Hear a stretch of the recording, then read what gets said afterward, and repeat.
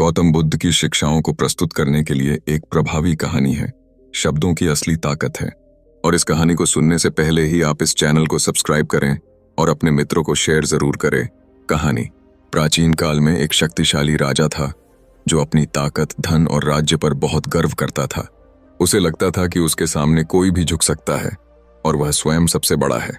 एक दिन उसने सुना कि बुद्ध उसके नगर में पधारे हैं। अहंकारी राजा ने सोचा, मैं देखता हूं यह बुद्ध मेरे सामने कितना झुकते हैं। वह अपनी पूरी शाही शान शौकत के साथ बुद्ध के पास पहुंचा। सोने का रथ, सैनिक, सेवक और महंगे वस्त्रों के साथ राजा ने बुद्ध को अभिवादन किया और अभिमान से कहा, राजा, तुम्हारे जैसा सन्यासी तो मेरे दर्शन पाकर धन्य हो गया होगा। बुद्ध ने शांत मुस्कान के साथ उत्तर दिया, बुद्ध महाराज, सूर्य को क्या दीपक से प्रकाश की आवश्यकता होती है? सत्य और करुणा का मार्ग किसी के पद या धन से ऊंचा नहीं नीचा होता। राजा को यह सुनकर चोट पहुंची। उसने तिरस्कार से कहा, राजा, क्या तुम नहीं जानते कि मैं कौन हूं? मेरे आदेश से राज्य चलता है, लोगों का जीवन बदलता है। बुद्ध ने बड़ी सहजता से एक प्रश्न किया, बुद्ध महाराज, यदि आप इतने शक्तिशाली हैं तो क्या आप बुढ़ापे को रोक सकते हैं? क्या मृत्यु को आदेश दे सकते हैं कि वह आपके द्वार पर न आए? राजा चुप हो गया। उसके चेहरे का गर्व धीमे धीमे उतरने लगा। बुद्ध आगे बोले, बुद्ध, जिसे न समय रोक सकता है न मृत्यु, उस सत्य के सामने हमारा पद, धन और अहंकार सब तिनके जैसे हैं। जो यह समझ लेता है उसका मन हल्का हो जाता है और वह सच्ची शक्ति को पा लेता है, विनम्रता की शक्ति। राजा ने अपने मुकुट को सिर से उतारकर बुद्ध के चरणों में रख दिया और कहा, राजा, भगवान, आज मैंने समझा कि असली राजा वह है जो अपने अहंकार पर विजय पाले। असली ताकत पद, धन या शोहरत में नहीं, बल्कि विनम्रता, करुणा और सत्य में होती है। अहंकार का अंत ही ज्ञान की शुरुआत है। कहानी भाग 2। राजा ने बुद्ध के चरणों में सिर झुकाया और वहीं उनके साथ बैठ गया। उसके सैनिक, मंत्री और सेवक यह दृश्य देखकर स्तब्ध थे। जो राजा कभी किसी के सामने नहीं झुकता था, वह आज एक साधारण वस्त्रधारी सन्यासी के सामने बैठा था। राजा, भगवान, यदि मैं अपने अहंकार को छोड़ दूं तो क्या मेरे लोग मुझे कमजोर नहीं समझेंगे? बुद्ध महाराज, जो अपने क्रोध और अहंकार को जीत लेता है वह संसार का सबसे बलवान होता है। सिंह को अपनी दहाड़ की शक्ति दिखाने की जरूरत नहीं, उसकी मौन उपस्थिति ही सबको उसका सामर्थ्य दिखा देती है। राजा ध्यानपूर्वक सुन रहा था। बुद्ध ने पास पड़ी मिट्टी उठाकर कहा, बुद्ध, देखो, यह मिट्टी सबसे ऊंचे महलों में भी जा सकती है और सबसे गहरे कुओं में भी। वह किसी स्थान का घमंड नहीं करती। इसी तरह ज्ञान और करुणा का हृदय भी सबके लिए समान होता है। राजा की आंखों में आंसू भर आए। उसने अपने मंत्रियों से कहा, राजा, आज से हमारे राज्य में किसी को भी पद, जाति या धन के आधार पर ऊंचा नीचा नहीं समझा जाएगा। सबको समान सम्मान मिलेगा।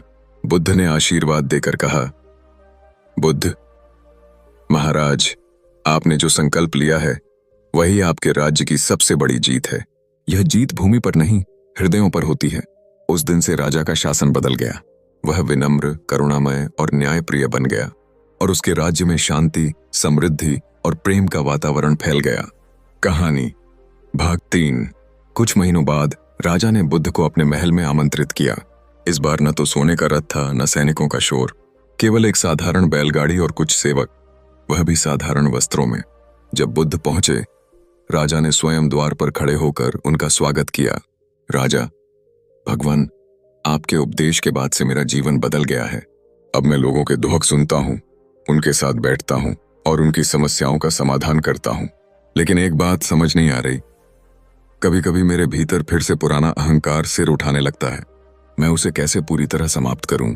बुद्ध ने मुस्कुराकर पास के बगीचे में ले जाकर एक आम का पेड़ दिखाया। बुद्ध महाराज, देखिए, यह पेड़, जब इस पर फल लगते हैं तो इसकी डालियां और झुक जाती हैं। जो जितना फलदार होता है वह उतना विनम्र हो जाता है। अहंकार तभी खत्म होगा जब आपके कर्म करुणा और सेवा से भरे होंगे। राजा ने पूछा, राजा, और अगर कभी अहंकार लौट आए? बुद्ध, तब याद करो, तुम भी उसी धरती की मिट्टी से बने हो जिस पर तुम्हारे प्रजा चलते हैं। मृत्यु के बाद सब कुछ इसी मिट्टी में मिल जाएगा, फिर घमंड कैसा? राजा ने गहरी सांस लेकर कहा, राजा, भगवान, आज मैं समझ गया कि विनम्रता एक बार का काम नहीं बल्कि हर दिन का अभ्यास है। बुद्ध ने आशीर्वाद दिया और कहा, बुद्ध महाराज, जब तक विनम्रता आपके भीतर जीवित है तब तक आपका राज सिंहासन अडिग रहेगा, क्योंकि वह लोगों के प्रेम पर टिका है। कहानी भाग 4। साल बीतते गए। राजा की ख्याति अब सिर्फ एक शक्तिशाली शासक के रूप में नहीं बल्कि एक दयालु और न्यायप्रिय राजा के रूप में फैल चुकी थी। पड़ोसी राज्यों के लोग भी उसके न्याय की प्रशंसा करते थे। एक दिन एक पड़ोसी राजा जो स्वयं बहुत अहंकारी था उससे मिलने आया। उसने सुना था कि पहले यह राजा भी घमंडी था लेकिन अब बदल गया है।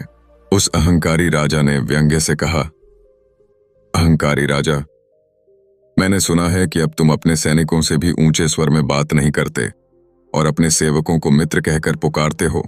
क्या यह तुम्हारे रुतबे को कम नहीं करता? हमारा राजा मुस्कुराया और उसे महल के पिछवाड़े ले गया, जहां एक विशाल तालाब था। राजा, इस पानी को देखो, यह इतना शांत है कि इसमें आकाश साफ दिखाई दे रहा है, लेकिन अगर मैं इसमें पत्थर फेंक दूं तो इसमें लहरें बनेंगी और प्रतिबिंब टूट जाएगा। अहंकारी राजा, हाँ, यह तो स्वाभाविक है। राजा, ठीक वैसे ही अहंकार हमारे भीतर पत्थर की तरह है। यह मन की शांति और आत्मा का प्रतिबिंब तोड़ देता है। मैं अपने भीतर उस पत्थर को आने नहीं देता।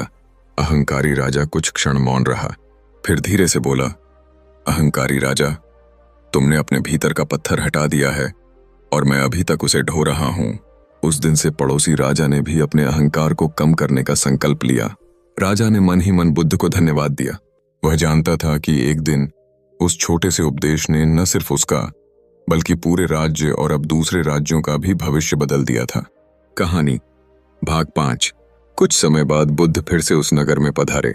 राजा ने बड़े प्रेम और विनम्रता के साथ उनका स्वागत किया और कहा, राजा, भगवान, आपके उपदेश से मेरे जीवन में तो बदलाव आ गया, लेकिन मैं चाहता हूं कि मेरे राज्य का हर नागरिक भी अहंकार छोड़कर दयालु बने। यह कैसे संभव होगा? बुद्ध ने कहा, बुद्ध महाराज, जैसे सूर्य बिना भेदभाव के सब पर प्रकाश देता है, वैसे ही आपका आचरण भी सबके लिए एक समान होना चाहिए। जब राजा का जीवन विनम्रता का उदाहरण बनेगा तो लोग स्वयं उसका अनुसरण करेंगे। अगले ही दिन राजा ने एक सभा बुलाई।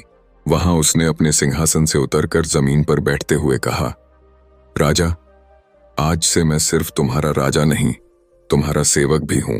मेरा काम है तुम्हारी रक्षा और सेवा करना, न कि अपने पद पर घमंड करना। लोग भावुक हो गए। गांव-गांव ये बात फैल गई।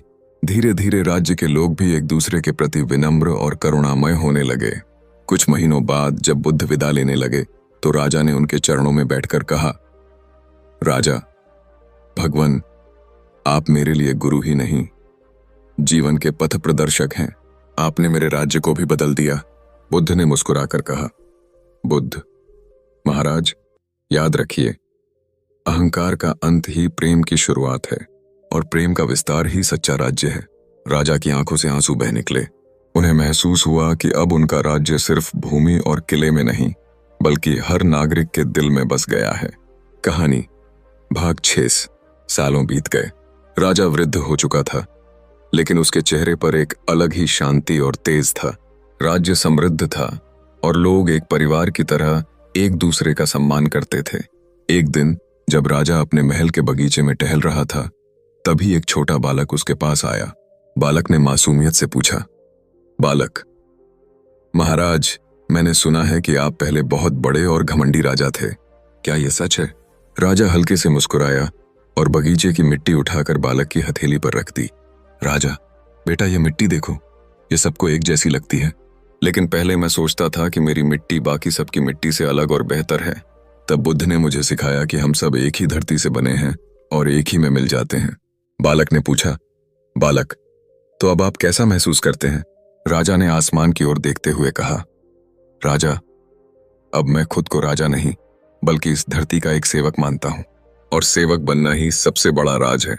कुछ समय बाद राजा ने बुद्ध की एक मूर्ति बनवाई और उसे महल के बगीचे में स्थापित किया ताकि आने वाली पीढ़ियां अहंकार के अंत और विनम्रता के आरंभ को कभी न भूलें। जब भी लोग उस मूर्ति के पास आते वे यही सुनते, जिसने अपने अहंकार को जीत लिया उसने संसार को जीत लिया। कहानी भाग 7। राजा के शासन के अंतिम वर्षों में बुद्ध फिर एक बार उस राज्य में पधारे। अब राजा सफेद वस्त्र पहनता था, साधारण भोजन करता था और अधिकतर समय लोगों के बीच ही बिताता था।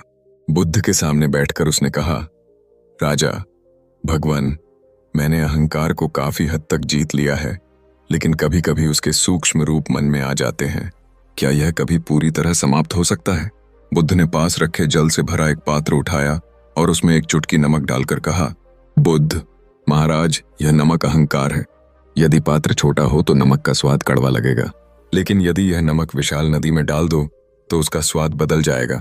इसी तरह जब हृदय छोटा होता है तो अहंकार कड़वाहट बन जाता है। जब हृदय विशाल हो जाता है तो अहंकार उसमें घुलकर समाप्त हो जाता है। राजा ने गहरी सांस ली और कहा, राजा, तो उपाय है हृदय को इतना बड़ा कर देना कि उसमें केवल प्रेम ही बचे। बुद्ध ने मुस्कुराकर कहा, बुद्ध, यही जीवन का अंतिम राज है। अपने हृदय को आकाश जितना विशाल कर लो, फिर कोई अहंकार उसमें टिक नहीं पाएगा। उस दिन के बाद राजा का जीवन और भी शांत और सेवा प्रधान हो गया। लोग उसे जन राजा कहने लगे, वह राजा जो अपने लोगों का था और लोग उसके।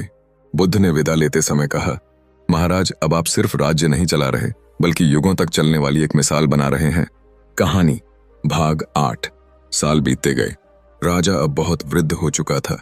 उसके बाल पूरी तरह सफेद हो गए थे, चाल धीमी हो गई थी, लेकिन चेहरे पर गहरी शांति और करुणा का तेज था।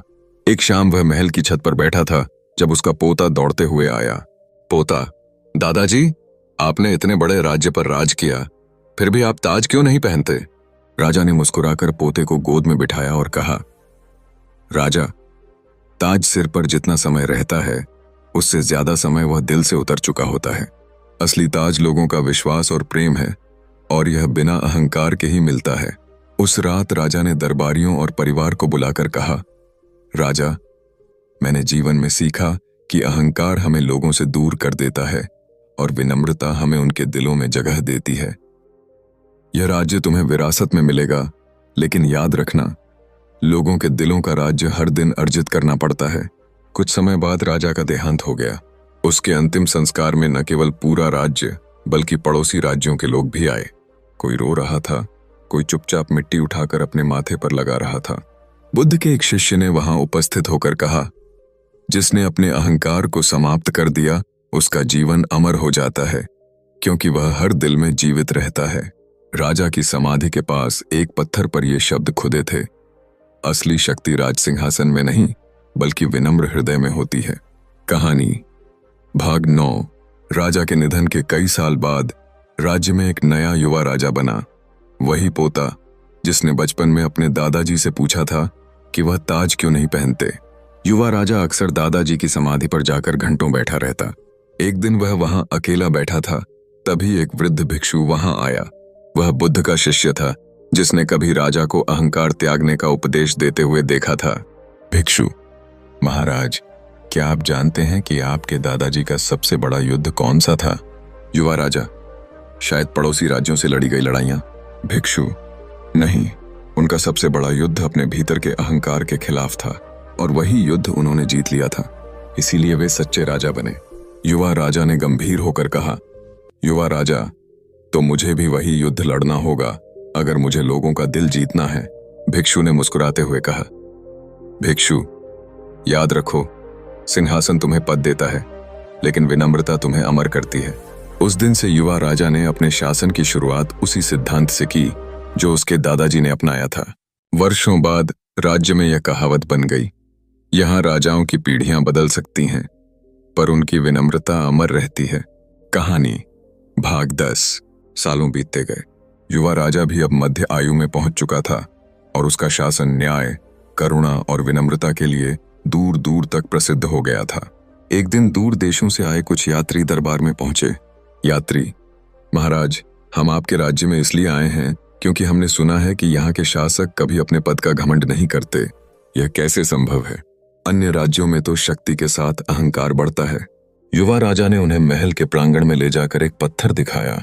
उस पत्थर पर वही वाक्य खुदा था जो उसके दादाजी की समाधि पर था, असली शक्ति राज सिंहासन में नहीं बल्कि विनम्र हृदय में होती है। युवा राजा, मेरे दादाजी ने यह सीख बुद्ध से पाई थी और उन्होंने यह वचन लिया था कि हमारे राज्य में शक्ति का उपयोग कभी अहंकार के लिए नहीं बल्कि सेवा के लिए होगा। यही वचन आज भी हमारा कानून है। यात्रियों ने यह बात अपने अपने देशों में पहुंचाई। धीरे धीरे यह सिद्धांत दूर देशों में भी फैल गया। कुछ ने इसे अपने शासन में अपनाया, कुछ ने इसे धर्म की तरह माना और कुछ ने इसे जीवन का आदर्श बना लिया। सदियों बाद भी जब उस राज्य की सीमाएं बदल गईं, राजवंश बदल गए, तब भी एक चीज वही रही। हर राजा, हर नेता, हर गुरु उस वाक्य को अपने हृदय में संजोए रखता था। और इस तरह बुद्ध का वह उपदेश जो एक दिन एक अहंकारी राजा को दिया गया था, युगों तक एक दीपक की तरह जलता रहा। कहानी भाग 11। सदियों बाद वह राज्य अब इतिहास की किताबों में एक अध्याय बन चुका था। महल खंडहर हो चुके थे, लेकिन नगर के बीचों बीच एक बगीचा अब भी था। वही बगीचा जहां कभी बुद्ध और राजा की मुलाकात हुई थी।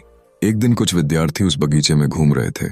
उन्होंने एक बूढ़े माली को देखा जो बड़े प्रेम से पेड़ों को पानी दे रहा था। विद्यार्थी, दादाजी, क्या आप जानते हैं यह जगह इतनी मशहूर क्यों है? बूढ़ा माली मुस्कुराया और पास के पत्थर पर हाथ रख दिया। उस पत्थर पर हल्के हल्के मिट चुके अक्षरों में वही वाक्य खुदा था, असली शक्ति राज सिंहासन में नहीं बल्कि विनम्र हृदय में होती है। माली, यहां कभी एक राजा ने अपने अहंकार को त्याग कर बुद्ध से विनम्रता सीखी थी।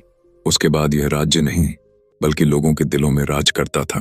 विद्यार्थियों में से एक ने पूछा, विद्यार्थी, लेकिन राजा और राज्य तो अब नहीं है, तो क्या उनकी सीख खत्म हो गई? माली ने आसमान की ओर इशारा किया और कहा, माली, जो सीख दिल को बदल दे वह कभी खत्म नहीं होती।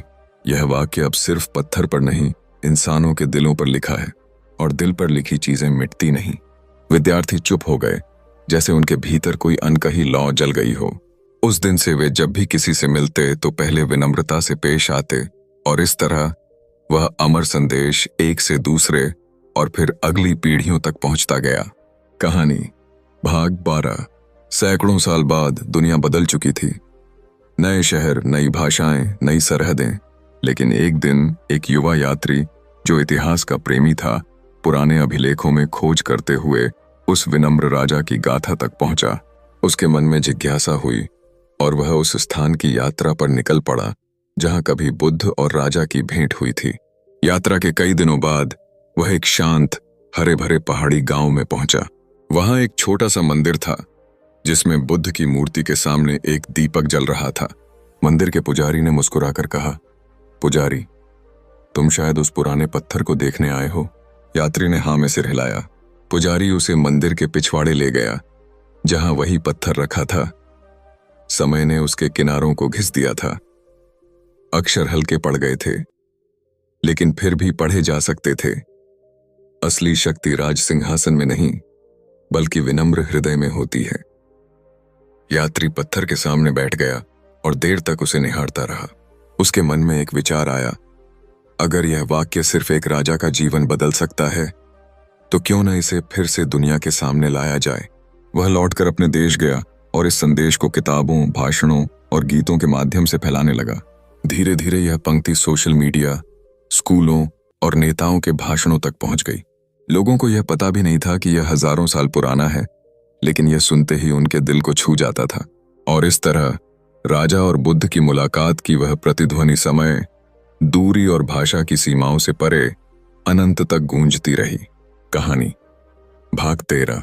सदियों की धूल और बदलावों के बाद वह पत्थर जिस पर राजा का अमर वाक्य खुदा था, अब एक अंतर्राष्ट्रीय संग्रहालय में सुरक्षित था। दुनिया के कोने कोने से लोग उसे देखने आते थे, जैसे वह सिर्फ एक पत्थर नहीं बल्कि मानवता की आत्मा का अंश हो। एक दिन वहां बच्चों का एक समूह आया। उनके शिक्षक ने पत्थर की ओर इशारा करते हुए कहा, शिक्षक, बच्चों, यह एक राजा के जीवन की सबसे बड़ी जीत की कहानी है, और यह जीत तलवार या युद्ध की नहीं बल्कि अपने भीतर के अहंकार पर विजय की है। एक बच्ची ने मासूमियत से पूछा, बच्ची, क्या यह राजा अब भी जीवित है? शिक्षक मुस्कुराया और बोला, शिक्षक, नहीं, लेकिन वह अब भी जीवित है। हर उस इंसान में जो विनम्रता को अपनाता है और दूसरों के लिए प्रेम रखता है। बच्चों ने पत्थर को छूकर प्रणाम किया और शायद उन्हें भी महसूस हुआ कि वे किसी प्राचीन लेकिन जीवित आत्मा से जुड़ गए हैं। उसी रात एक छोटे से गांव में उन बच्चों में से एक ने अपनी डायरी में लिखा, एक दिन मैं भी ऐसा इंसान बनूंगा जिसकी सबसे बड़ी जीत खुद पर होगी। और शायद वहीं से इस कहानी की एक नई शुरुआत हो चुकी थी। कहानी भाग 14।